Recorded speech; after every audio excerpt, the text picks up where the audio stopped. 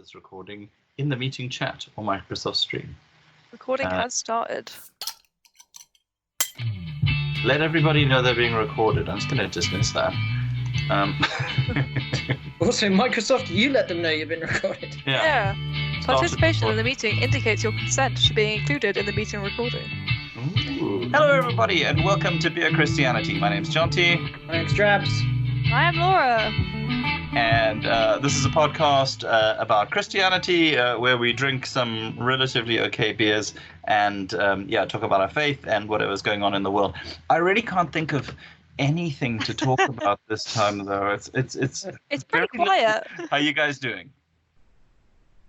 Yeah, I'm doing all right, actually, all things considered. Life's not too bad. I feel like, one of the lucky ones, still getting a salary, still allowed to go out the house. So yeah, for sure. I'm definitely less stressed than I was about a week ago, which is nice.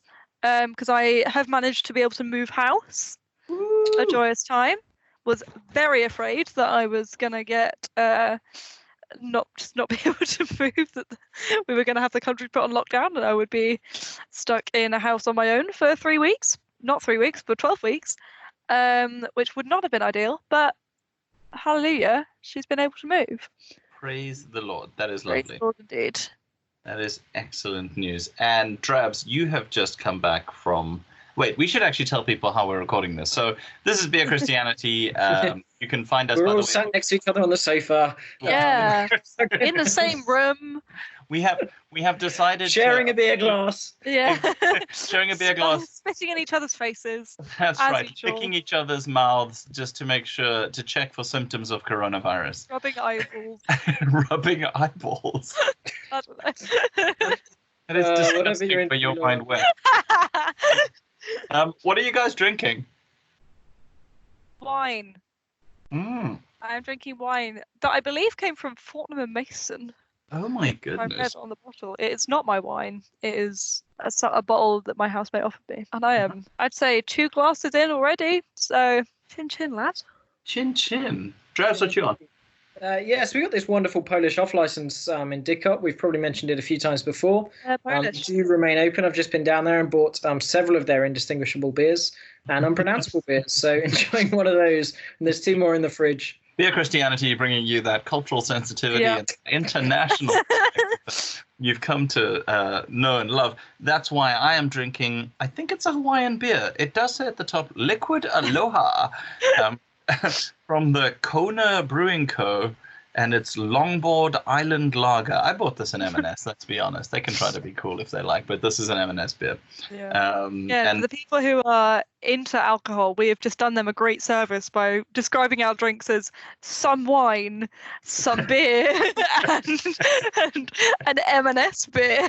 And what is obviously just a novelty beer that they're never going to be able to buy again. Okay, but earlier I did drink some Coors. I feel like the long-term listeners have missed me still not being able to pronounce that. We've had several people over the episodes going, please stop doing that. It's so annoying. So yeah, you're welcome. Shout out to, the regular listeners. Shout out to Raquelita. Shout out to Melky and who else? Sarah. Becky, those guys. Oh, Andy Key as well. Andy Key! Shout out to all the regular listeners. If you want to get in touch with us, you can still email us at beerchristianity@yahoo.com. If this is your first time listening to us, do take a listen and head over to beerchristianity.libsyn.com. And you can find us on Twitter and YouTube and Instagram and Facebook and all sorts of places. So, there's that as well. In terms of what we have been doing, guys, I just feel like Drabs has, you moving house is pretty momentous, Lolo, but cool, like Drabs... But it's nothing on Drabs. No, it's nothing on Drabs. And I feel like Drabs should tell us where he's been and what he's been doing. Yeah, well, Friday of last week, I decided to go on a little holiday and flew over to America. That seemed like a reasonable thing to do around that kind of time. So got on a plane, probably one of the last planes that was allowed into America because Trump did his news conference while we were in the air and it didn't quite hit control by the time I landed. So So they let me in. And went on a little holiday, and I took a trip down to Asheville. Asheville has more breweries per head than anywhere else in the world, officially making it the brewery capital of the world. And, I lived in America many, many years ago, and my memories of American beer were things like Bud Light and Muller Light and Coors Light and okay, and just general kind of watered down fresh American awfulness. And wow, those guys have come a long way. The beers were absolutely incredible. Most of the breweries had kind of just about stayed open. Our last night there, the mayor had made an announcement on the radio at lunchtime asking everywhere to shut. Which about half of them took notice of that, and half of them kind of stayed open and did precautions of serving things in plastic cups and 2 meters and contactless only payment, all that kind of thing. But just incredible beers, really, really good. And one day we're all going to head out there and do a bit of Christianity from Asheville, because they like their Christianity out there too as well. And they have some great politics. It was quite a kind of hipster town. It was Bernie Sanders billboards everywhere, and amazing. And a few Elizabeth Warren posters just hanging on in there as well. They tried their best. So a few shout outs for a few beers. The what was it called again? The Wicked. I should have got this right before I looked. I want to say like Wicked West Brewery or something like that. Did some fantastic beers. Really enjoyed that. Also, the Catawba Brewing Company. That was possibly my favorite. Catawba was actually the name of a local waterfall which we climbed up, which is incredible as well. But they got a brewing company by the same name, and they've been doing this peanut butter jelly beer for a number of years. What? God bless America. God bless America. But it has been so wildly successful. People fly from all over the country. They claim even the world. I'm not sure I believe that, but people definitely fly from all over the country to drink this peanut butter and jelly beer. It has been so popular that they've had to release different variants for all the different flavors of jelly. Amazing. Correct me if I'm wrong, Drabs, but did you not fly from elsewhere in the world to taste that peanut butter and jelly? Not peanut butter jelly. I flew not the peanut butter jelly, but it was very, very good. So yeah, there's a shout out. Asheville, not Nashville. Nashville's a great city too, but I'm talking about Asheville, which I think is actually in North Carolina rather than Tennessee. That is amazing. And you were there for spring break? Spring break! Hashtag podcasters gone wild. Okay. Day 5 of quarantine.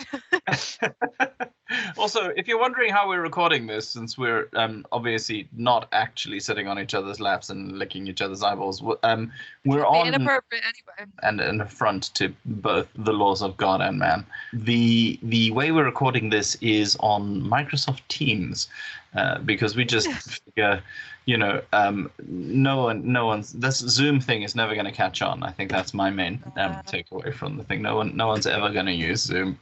Bit of a flash in the pan, really. So we're on Microsoft Teams, or otherwise known as Quarantines, and oh, I got a laugh for that. I really didn't think I would. Fantastic. 2 glasses of wine in too.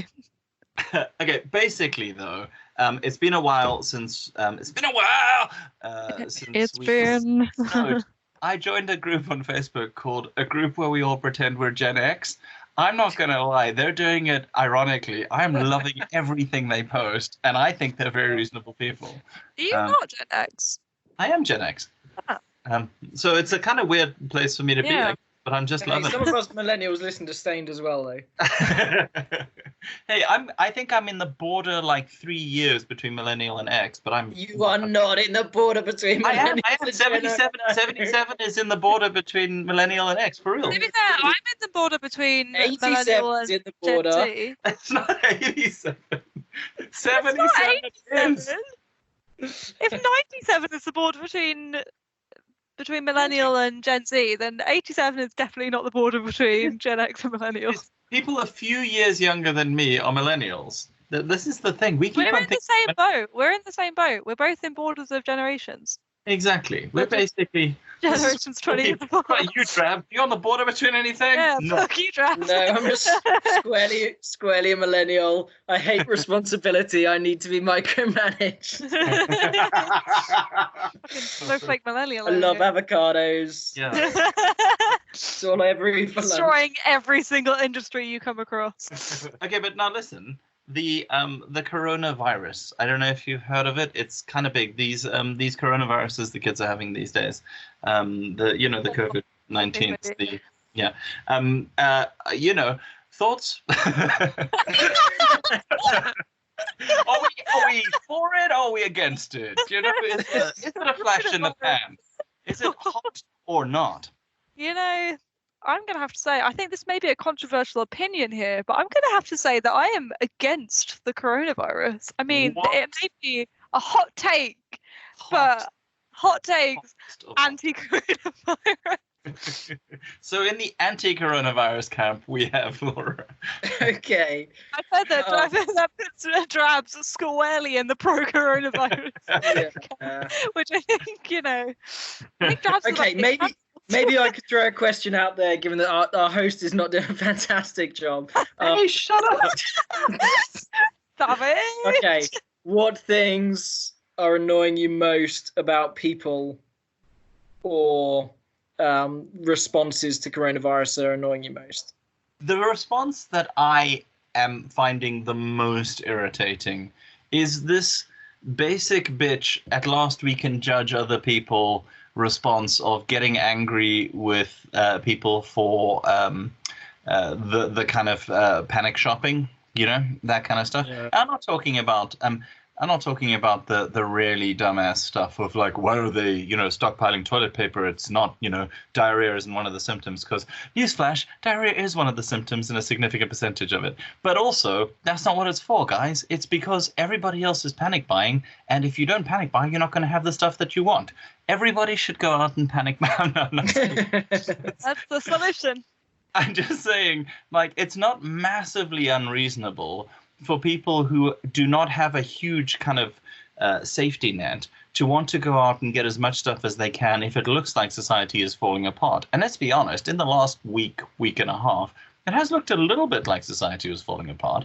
And the people who are doing this, judginess of everybody else, and everyone's finding new ways to judge each other. That's the thing I find really annoying. It's like, absolutely promote a better way. Absolutely share some info. But if you're posting pictures of empty shelves with then a comment going, you guys, you shouldn't be doing this. I'm like, bitch, you are actually making people panic. That makes me want to go to the shop and get whatever's left.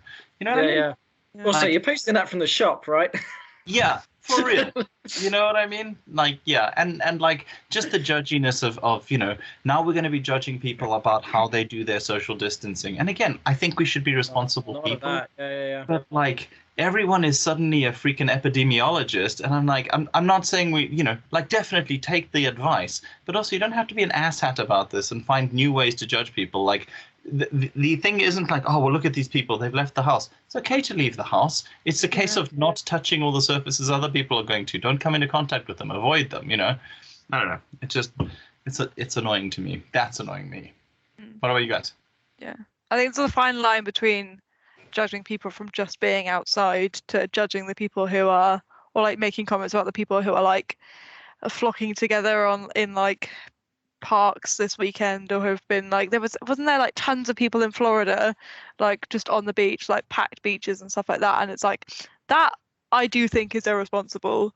Even the people like going to parks, I'm like, if you have if you're lucky enough to have a decent sized house and a garden, which you're only sharing with you and your, 2 prize Labradors, absolutely. But if you're living in a tiny little flat with other people, maybe you will want to fucking go outside to a park. And again, I don't understand the people, and I am seeing a lot of teenagers. It seems like boomers and teenagers are not taking this shit seriously at all. Where like I'm going to see a teenager boomer hacky sack game at some point where they all lick the thing and then kick it at each other's faces, because that's the kind of level that people are taking this seriously, it seems, in those groups. I mean, obviously, the millennials are the ones who have all the anxiety. Like, so that's how they're built. Like, I'm just going to say that hacky sacks all on the Genesis. Yeah, Gen Z, we're just like, looking to see where we can buy shotguns. You know, that's our, like water purification tabs and enough. Something I have enjoyed seeing is lots of people taking the absolute piss out of all the celebrities who are just like, or like very rich people who are sat in their mansions being like, isolation, it's so hard. It's like in your mansion with all of your things and like all those celebrities singing Imagine in a lovely little video. That I saw the best meme of it's a clip from Parasite where the kind of the rich housewife is sitting in the back and kind of like looking, oh, woe is me, and then you've got the driver sitting in the front looking genuinely like barely controlled rage, and they just had the woman with celebrities singing Imagine, and then the driver as all of us. Yeah, man. Yeah. Great. Yeah. Like Joe Lycett did like a parody of it where they got just a load of people just replacing just all the words people with just bastards, just like imagine all the bastards. It was excellent. I have loved a lot of what the internet has done with this. It was really, really good. And the one where she's holding up the sign saying are you okay, and then he's holding up a sign saying no bitch, I miss my friends. Yeah. It's not as if it wasn't even like a charity thing. It wasn't even like we've all given like this amount of money to like fight coronavirus response. No, it was just them singing a song. Like, come on, like the rich are not going to come out of this on top, guys. Yeah. Like, come on, be smart about this. Like, this is your chance to like. This is if there's a chance that you want to get in with the working class. This is it, because you are not going to come out great after this, guys. This may be your last chance to avoid being dragged out into the street and murdered. It's getting closer. I thought it was getting close after the last couple of elections, and now I'm like, guys. You don't know. I don't know if you've been following any of them Marxist meme groups, but they are not playing around anymore. An excellent tweet earlier that was something like, my feed at the moment is socialism to win, sharpen the guillotines, and then Animal Crossing, and then everyone that eat the rich, then like coronavirus, let's all go Animal Crossing. The only thing people can talk about that now. Very strange. Yeah. What is your favorite stuff on the internet been? Oh, me, who doesn't do social. Yeah. What's been your least favorite thing about coronavirus? Which was the response or whatever? That was your original question. Okay, so probably there's some of the Christian stuff which I've heard, which is deeply disturbing and upsetting, but we'll probably come on to that a little bit later. So for now, I'll go for the kind of upper middle class, totally protected with a safe salary, safe pension, whatever. People talking about all the wonderful things coming out of this, but almost exclusively like all the wonderful. And I'm up for the optimism. I'm up for looking for the positives. But like, did have a conversation with someone who was waxing lyrical about all the amazing positives that are going to come out from this, and like, oh, you don't sound as good. And I'm like, a lot of people got to be hungry here. A lot of people losing salaries, and we can sit here and talk about all the wonderful things that came out of World War II, and there are some good things, but we wouldn't go back. So like I know people who have lost their job because like 2 weeks ago their company was like, a friend of mine works for she's a performer, and the company was still open, the attractions were still open in London, like allowing people in, but they wanted to save money, so they cut half their staff. She just straight up lost her job. It's great. It's people like that who are. Yeah, and I would be very, very surprised if the economy survives, and if it does, we are proven right in the kind of, like when they said, don't worry about paying back mortgages. Oh yeah, because that's in your hands all the time anyway. Like, it's almost as if this system doesn't need to be run the way it is currently, and it was a choice all along. And we're gonna give you a mortgage holiday, obviously not a rent holiday, for all the people really at the bottom. Screw those people. That would be, that would be too easy. Yeah, kind of uncool. Absolutely. Still, did. though, the transfer of private nurses and doctors and ventilators all into the public sector today, I could take more of that. Ooh, Yeah. Is that what happened? Yeah, like huge transfer. Now I No. imagine they're going to absolutely rinse them in terms of what they're charging and stuff, and so it's all going to fall back on the taxpayers. But nonetheless, it was a bit of a level of the playing field moment whereby, oh no, just because you're rich, you don't get first choice access to the ventilators. That was kind of cool. Also, in Spain, they did it better. They nationalized all private. Nice. Amazing.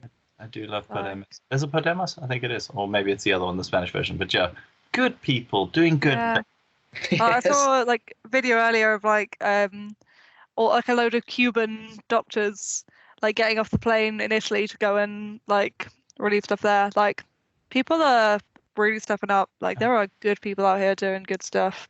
It's weird because Cuba is a communist country, and communism only breeds oppression and terribleness. And definitely not the best healthcare system in the world, that's for certain. Yeah, for sure. Not like America, where you will, offer to buy a vaccine exclusively for American use. Oh my goodness, that was appalling. Yeah, that's the worst, possibly the worst thing that I have. Trump's done a lot of shit things, but I feel like that's up there with one of the worst things that Trump has ever done. It's not good. Hey, it's really And like that kind of moral, question there about some of the stuff. I think what is the most interesting stuff that you guys have seen come out in terms of a Christian response to this? And Drabs, you mentioned some of the stuff you'd found disturbing. Yeah, well, I was actually going to talk to you about it, Jonty, because it came out of your church. I remember my mum visited a Hillsong church about a month back and was texting me, and I said, "Oh, how was it?" She was like, "Oh, pretty disturbing, actually. Your man Brian Houston said some funny things about coronavirus," and I thought I'd listen back. Now, of course, a month ago was a long time in coronavirus terms, so I had a little listen back, and I don't know if you heard this or you were in church on the 16th of February or whenever the hell it was. But yeah, very much saying, on the one hand, drawing a link between this and the plagues, and kind of talking about the way that God sends, in the same way he kind of sent the locusts, and talking about the wind coming from the east, and then talked about coronavirus kind of coming in from the east. And, I was in that. That was dumb. That wasn't the main substance of what he said, though. It wasn't the main substance, but he went on a little speech about quoting a psalm where kind of no plague will befall my house. And kind of saying the stuff about, I'm not worried about coronavirus because, my foundation is in the Lord and I believe in the scripture and I'm going to declare. And I don't know how much of that is just the kind of rhetoric that works in that environment and how much of that is legit, the kind of theology. See, I was really comforted that he had said that, because at the time, and if you remember around that time, like drawing the kind of the wind from the east, and they're like, huh? Guys, it's from the east. I was like, oh, dude, no. And then especially when you're in Australia, go figure. But also it wasn't in that kind of like xenophobic, the East. It was more in a kind of like, you see, the Bible is still relevant, and like that kind of desperation to go. It's talking about that.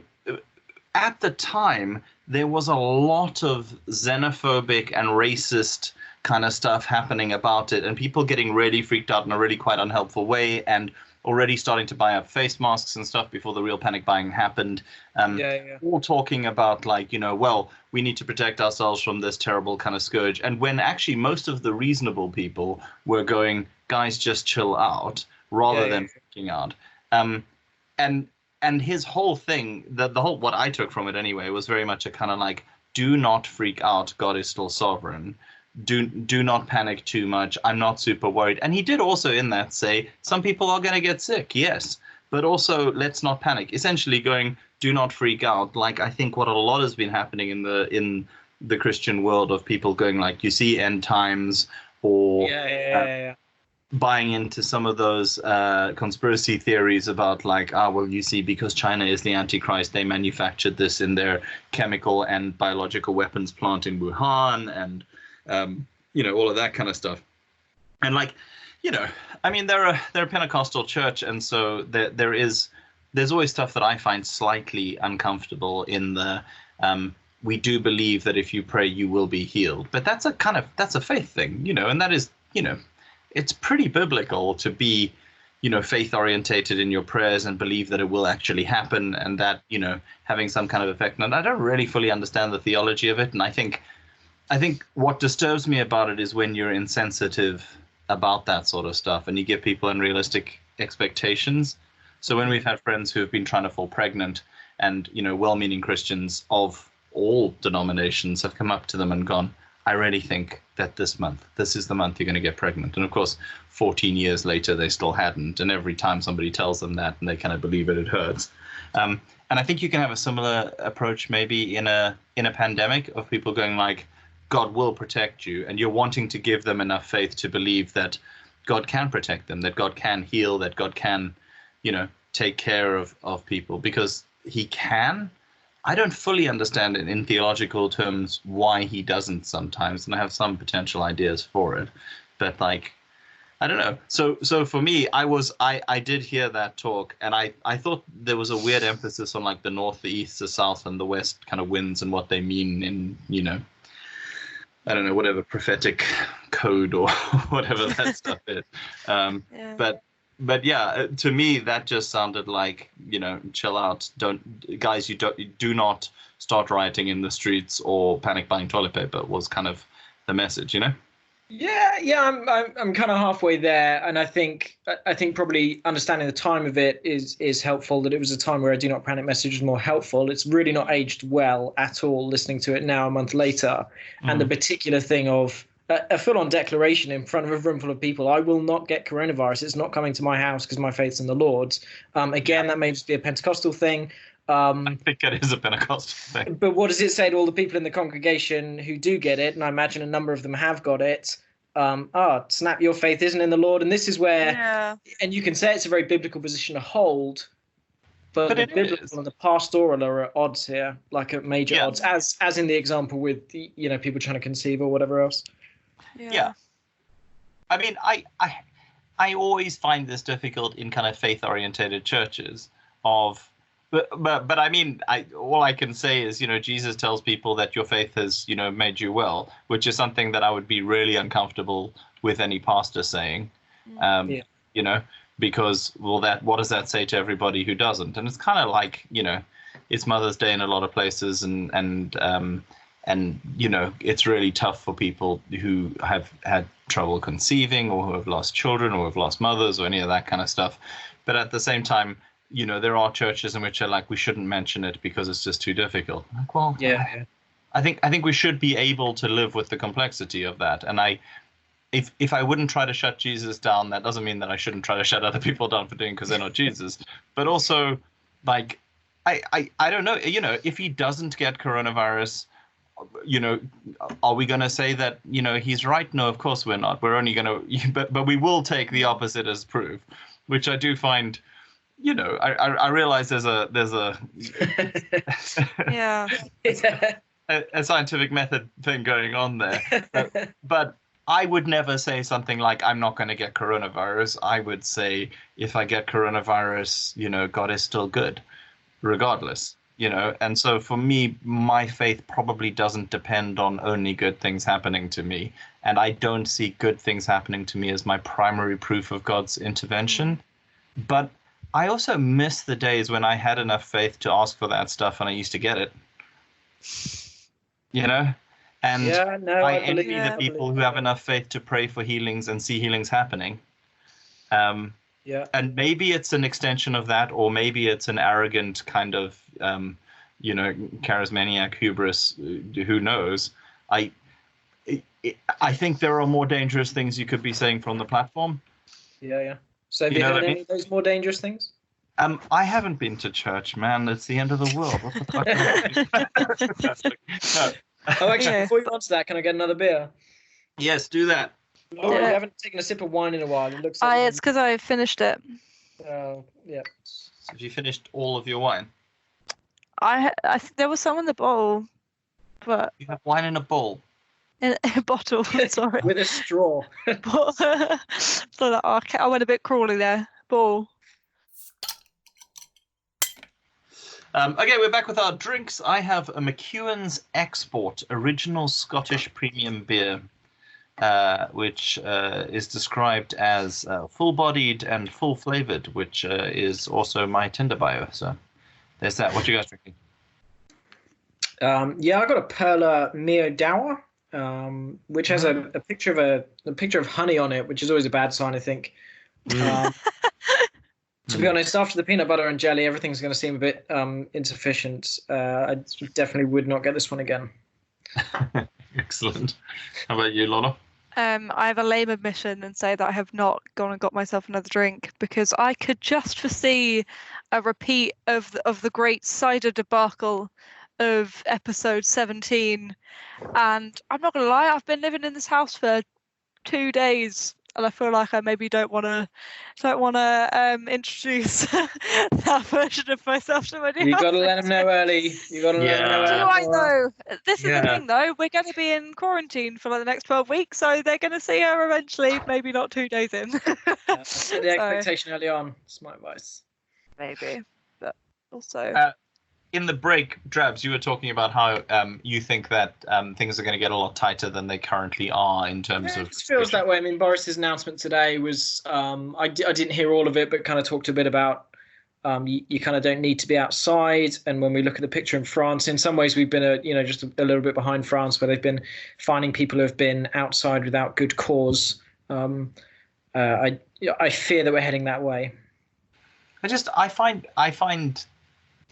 find the attitude of the important thing is that you're taking this seriously. It feels unscientific, like a person walking alone outside, nowhere near anybody else, seeing people on the pavement and kind of stepping into the road to make sure that they're not, assuming there are no cars, that they're not coming anywhere near them, not touching any of the surfaces. Like, I can see us getting to a point where as a society we're going to be judging them, but I need to say up front that's stupid because you cannot catch the disease by somebody not having an attitude that is similar to yours. You know what I mean? Yeah, I know what you mean. And it is stupid in terms of trying to police or govern attitudes. I guess the logic behind it is people aren't following the guidelines that are being set down, and hey, you can't be closer than 2 meters to someone, or you can't be in the pub if you're not allowed outside. That's the logic, eh? Yeah, it seems troubling for civil liberties, and I don't want to not civil liberties. Civil liberties was an actress in the 80s whose work I greatly admired, but civil liberties, I just think. In a crisis, I'm happy to suspend some personal autonomy, definitely, and I think that's important. I think there's a tendency to just crack down on everything just to make sure that people are falling in line. And again, when you see the hacky sack playing teenagers who are all kind of hugging each other and stuff in the park, you do think, well, you little disease vectors probably do need to get fined, but also, for all I know, those are all siblings living in the same room at home anyway, in which case, what difference does it make? But my natural inclination is to believe that they're obviously not taking this seriously enough because I'm afraid. And I think as Christians, and maybe coming back to that Brian Houston thing, and I do think he chose his words quite badly in that, but looking at the latest email that Hillsong sent out, it's just like Jesus is in control. We need to obey the authorities. We need to, we're closing our churches so that, we can keep people distant and all that kind of thing. And I think helpful Christian attitudes in this time would probably be around kind of reassuring people, but also encouraging them into better behaviors and thinking a little bit further and deeper about it. I don't know. What is the most helpful thing the church can be doing right now? I think kind of what you said is the following the guidelines, but encouraging people to think not of themselves but of the other people who it's going to affect, because it's like you said, yes, okay, like standing in the pavement in the road while you're walking past somebody might seem a bit like stupid and a bit unnecessary, but actually that's the way that it's supposed to feel. If you're feeling like it's being stupid and unnecessarily, but you're still doing it, that means that it's working, like, actually. But also it's thinking of the people that you have no idea who you may be inadvertently like infecting with stuff, because you're not, like, if you're not being careful, it's the getting in contact with somebody, passing it on to them, who is then going to be in contact with somebody who is immunocompromised. Like, like, just thinking other than yourself. I think that probably the most helpful thing the church can be doing at this stage, just on a slightly more practical level, is the church is the agent of help for some of them. They're so well placed to be of help to some of the most vulnerable people. And you think about the kind of 80-year-old widow whose exclusive church, social network is the church, whose exclusive supportive help is the church, and whether it's delivering the groceries or helping facilitate some kind of communication for someone who's not well versed in Microsoft Teams, and just some of that support for the most vulnerable in society. I think this is quite a unique case where the church is just really, really well placed for that. Yeah, definitely. But again, watch some douchebag judge the person going out and getting groceries for a vulnerable and immunocompromised. Exactly, buying 2 sets of toilet roll, one for themselves, one for the lady from just being like, why are you even out of the house? You shouldn't be here, man. A lot of introverts are getting super cocky right now, and I just have to say, when this goes back to normal, if you people haven't been nice to the extroverts, we are going to rinse you. Yeah, like, speaking as an introvert, like, please be kind to your extrovert friends, because they are all going mental. Yeah, we're not okay. You are not okay. No. No. It's no cerebral. I'm literally thinking of recording another episode of this literally tomorrow night.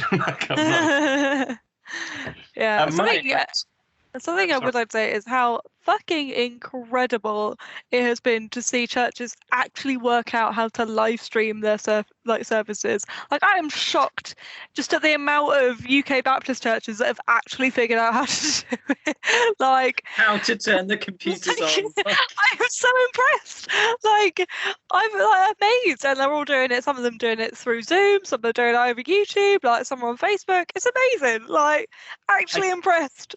I did not love the fact that in one of the groups that I belong to of a bunch of churches, somebody was saying that they had got an email from the kind of copyright licensing people who deal with churches, or one of the copyright. I'm sure there are many, so I don't want to judge anybody for this, but saying that they'd got a warning about, if you live stream stuff, you just need to be careful that you're copyright compliant. I'm like, biatch, these are special times. And at the best of times, I do not believe in your copyright law. But at this point, you really need to step the hell back and let people do what they need to do. Yeah, man. So a couple of questions I got in mind. In a time when, now every church is live streaming and you can't attend in person, why would anyone tune in to their local Baptist church when they could tune into Houston? Brian Houston or other mega churches are available who pay their teaching pastors, very high salaries to produce the best teaching content in the world. That's question number one. Question number two is, in 3 or 6 or 12 months' time, when churches reopen, are people going to go back? I think this is going to change the world entirely, to be honest. Yeah, like, absolutely. I saw something posted this morning where somebody said, "Don't worry, boys, this will all be over by Christmas," kind of like what they said in the First World War. I'm talking to people who still think this is going to be 6 weeks. Wow. That's not happening. And this could last a really long time. And I know that's horrifying for some people to hear. And I need to say, we will find a way to adapt like we did. I don't think it's necessarily going to go the way of, dust bowls in the Depression and or kind of, burning and looting and, bodies in the streets and stuff. But, we just need to recognize that with the number of people who are going to be killed by this and the amount of restriction that is going to be necessary to prevent this becoming completely destructive to health services, you don't bounce back to how it was before. It's It's not going to be that way. I will say though that last week I actually went to we couldn't go to church because our Hillsong church in Oxford wasn't there, and so it wasn't meeting, and so we kind of did the live stream thing from the London church, which I've never been to. It was so nice because we were so sad not to go to church, because for once in our stinking lives we found a church we were like, holy crap, I just love going to church.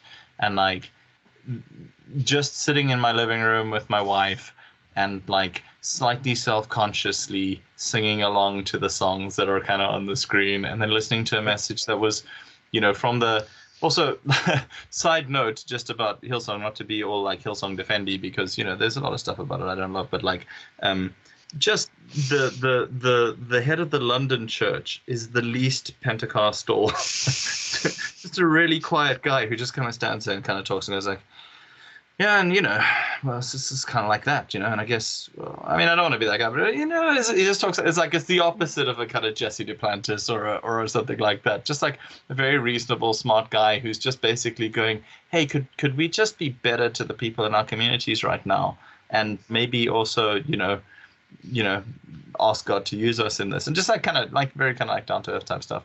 But it was so nice to kind of feel like, okay, cool, I can still have the experience that I have at church, different, but that experience and setting aside that time and worshiping and feeling the Holy Spirit, and just, I don't know, man, it was special, and I loved it, and I could kind of get used to that, though I do miss being in the room.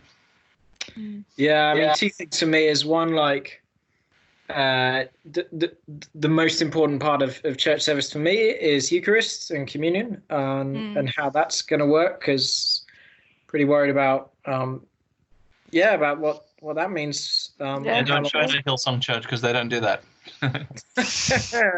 Oh wow, you're still going to defend them, eh? I just, I'm not a Catholic, man. I'm a Protestant.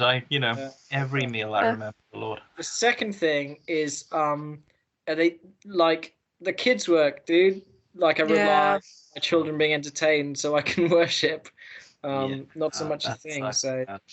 Yeah, I think in that you've answered your second question of, are people going to go back? Because like, yeah, kids work. Kids work, but also like, but it's not. I think 100% people are going to go back. I don't think, for one, I don't think church leaders could cope with live streaming for the rest of their lives anyway. But also, like, it's not like the physical act of going to church is not just about the worship and about the sermon and stuff. It's about the community that's behind it. It's about everything else. It's about, and also the fact that we are gonna, 3 months in self-quarantine, we are going to, all of us, and I'm speaking as an introvert here, all of us going to be aching to be around people again. Like, people are best sense of the word, people are going to be flocking to churches after this is all done, we can hope, because like, we're going to be aching for it. We're going to have a slight temperature for it. Coughing for it. We're going to have spiritual difficulties for it. Like, for it, I think. Yeah. Yeah. Like, but yeah, just think of I think genuinely we have like an actual opportunity for, as a kind of evangelistic thing of like, actually, you can, if you're live streaming on Facebook, it's not that hard to stumble across a random church live stream on Facebook and think, and that is an audience that people can also need to be given some hope, right? Yeah, for sure. And, some of them are not going to love the kind of like everything's going to be fine regardless. But I think a lot of them might like if we're telling our people to actually behave decently, to be kind, to not take more than you need. Although, again, when you have no idea what the end point is going to be, telling people don't take what you need. Okay, cool. How much do I need? How much toilet paper do these people need? Also, why were people not more worried about a lack of paracetamol? Paracetamol's all gone too. Yeah, that's a problem. That'll save your life when you've got a fever. So, seems odd, that people are more stressed out about the toilet paper thing.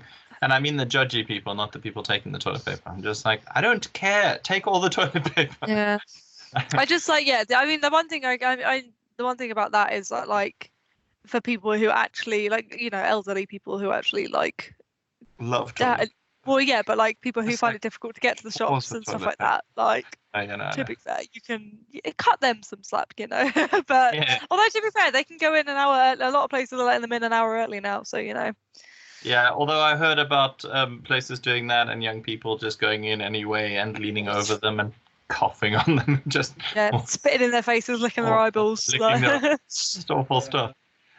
I think that some of the stuff that, you know, we could be telling people to do, you know, as the church, and like, you know, helpful stuff to do, honestly, just in terms of the kind of practicalities of it, but kind of remembering and getting used to it, is like actually taking the measures that people say seriously, of like, you know, actually not self-isolating unless you need to self-isolate, but like, hey, if you're going to touch surfaces in a place where other people are going to be shortly after you, how about don't do that? You know, how about hand sanitizing before you go into a place and not just afterwards? You know, like those kinds of things that you could be doing, or like checking in on, you know, if not your neighbors, then whoever your neighbors are in terms of your community, and seeing if you can do something for them, and taking seriously the, hey, germs can spread, so don't do that kind of stuff, and trying to pull yourself back from judgment, and, you know, maybe go into a place of actual helping or modeling or doing that kind of stuff. One of the things that I heard from somebody who will remain nameless, who is, you know, just another man on this podcast, was saying to their childminder that, hey, if we're getting paid, you're getting paid. That's an amazing thing to do. And like, that was such a freaking traps. That was both an example and a what is the word? Like a challenge, a chastisement. I don't know, whatever, man. That was like, that just felt like that feels like a godly thing to do for people, and remembering the people who are going to be in financial distress in this, and like, you know, there's a lot of stuff that we can actually do.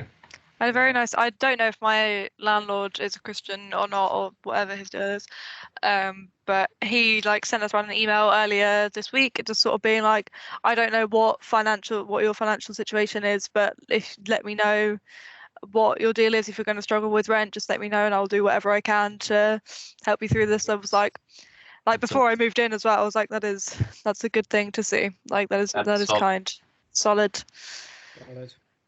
That's really good stuff. Yeah, because you got to feel for. There's a lot of people to feel for right now, but feels at this particular point in time, some self-employed people are really getting hit very hard. People jump in from self-employed to universal credit, which is not a fantastic system, and is takes quite a long time to kick in and stuff. So yeah, absolutely.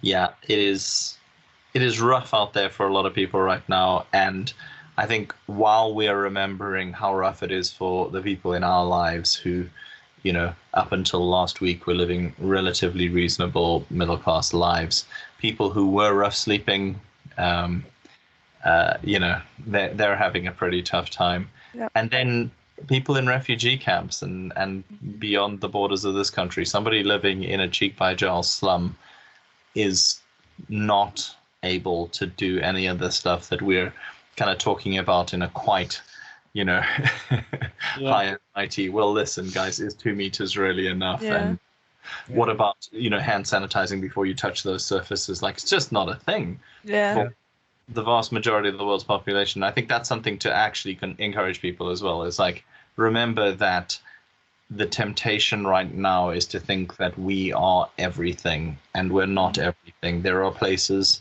and situations right now that are significantly worse than anything we could imagine. And they're going to get a lot worse as well, I suppose. One of the interesting things about this as a pandemic is it's hit the developed countries hardest, quickest, just because of global travel and the propensity of rich people to travel. That's gonna shift pretty soon. I guess some of the differences in the developing world is is it reasonable to say there are less underlying health conditions, in that often you wouldn't have survived them in the first place, which may mean mortality rates. I don't really know, but you would imagine that's going to flip pretty in the relatively near future, where at the top of the infected countries, we stop seeing Germany, Spain, Italy, China, and we start seeing some of the more developing countries. And particularly countries who've had their public services gutted by, demands of world financial institutions and the EU and North American banks and the UK and all of our trade policies, asking them to please privatize their healthcare, meaning that they don't, and other public services, meaning that they simply don't have the infrastructure to respond in a way that a kind of command control economy like China can, or like highly developed Western European or North American context can. It's going to hit them potentially very hard. I mean, let's pray that it doesn't, but that would be that'd be the thing. So if you can, give to the people who are going to be doing some stuff in those areas as well. I saw a picture of a whole bunch of preparedness workers who are in refugee camps in, I think it's Syria or maybe Iraq or something like that, where they're going in there trying to make sure, because obviously it's quite hard to wash your hands for 30 seconds while singing the national anthem when you're living in a refugee camp with limited kind of water spaces, and the self-isolation is a hilarious joke. Could we put a link to any kind of appeals that people could give to, maybe? Yeah, we can do that. We can do a few different charities. We'll do that in the main kind of bump for this episode on the main page for Beer Christianity. It's beerchristianity.libsyn.com if you want to get the page, and we will put some stuff in there. And also, if you hear about people who are doing amazing stuff in COVID-19 coronavirus response, people who are doing things that you find inspiring, it could be like lovely stuff like singing on the balconies in Italy, or it could be practical things in communities or individuals who you've met. Why don't you write to us, tweet us, BeerXianity, at BeerXianity on Twitter, and get in touch. Let us know. We'll probably be talking about this again, because I feel like, I imagine so, it's going to be a thing for a while. Hey, can I also just say, one of my favorite things is seeing people take clips of people singing on balconies in like Italy, wherever, and just overlaying the audio with groups of people singing completely different songs. I saw a video captioned people off their balconies in Italy singing Rihanna's "Bitch Better Have My Money," which was particularly incredible. That's amazing. It's like, yes, I enjoyed that a lot. I feel like we've run quite long, and I feel like we took a while to kind of get going in the beginning. So I don't know, maybe I'll edit some of that out. It's been a while since we got together. It's very nice to see you guys again. Nice to see you too. To drink with you, if remotely. Yeah. Drinking away from base, as I'm trying to think of it. Drinking away from home. Absolutely.